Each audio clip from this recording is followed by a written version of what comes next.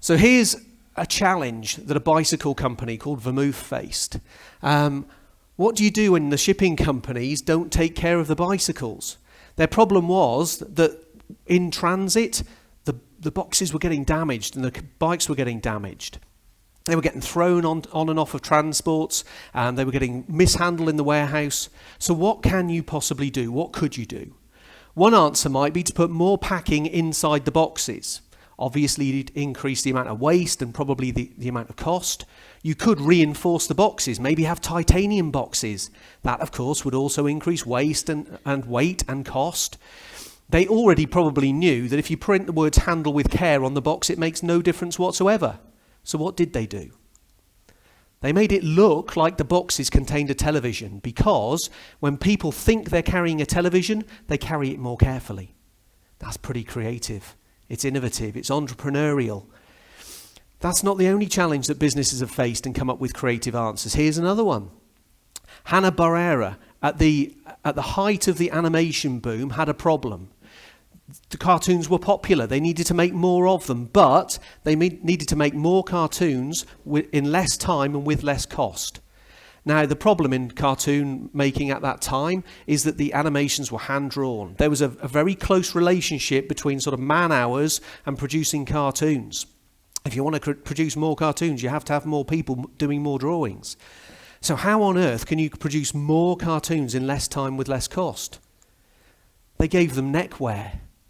They put neckties and necklaces on. This meant that they only had to redraw the head and the face and not redraw the body if the character was talking, for example.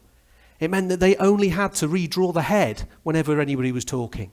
And it cut the animation time from about 14,000 frames down to 2,000.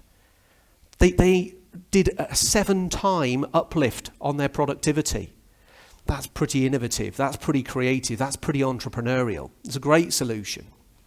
Last one for now. An airport had a challenge. They had lots of complaints because people were waiting a long time in their baggage reclaim for their luggage to arrive. Normally people were waiting an average of about 7 minutes at the baggage reclaim. Again, how could you solve the problem? If it was you, what would you do? I suppose you could employ more baggage handlers. Maybe you could have bigger trucks, go and buy bigger trucks. Maybe you could invest in automated kit that sped up the process. That's not what they did. They actually figured out that it takes 8 minutes to get the bag from the plane onto the conveyor.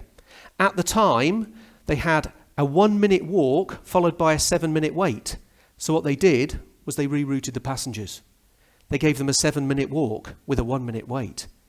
It's evil, but it's genius. It's really creative, it's really innovative, really entrepreneurial. It's that kind of thinking that we need in our businesses too. This is a friend of mine. This is Floyd. He's a former SAS major. Interestingly, Floyd once described SAS units as the most entrepreneurial organisations he's ever worked in. And I find that really interesting for a couple of reasons. First of all, he didn't describe them as the bravest or most courageous or even the most highly trained or best prepared or anything like that. He said they were the most entrepreneurial.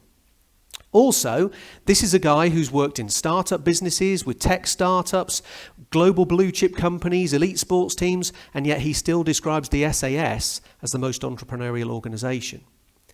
He said, the SAS units are brilliant collective problem solvers.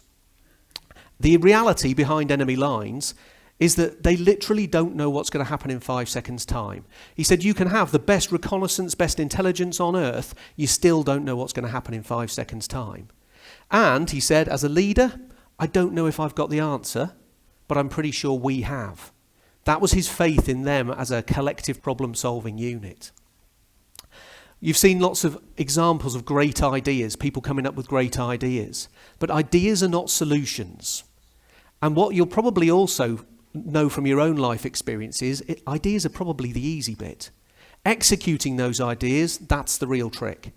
So how do we not just generate really great ideas, but how do we execute them as well? That's what we're going to learn today from some of the best in the world.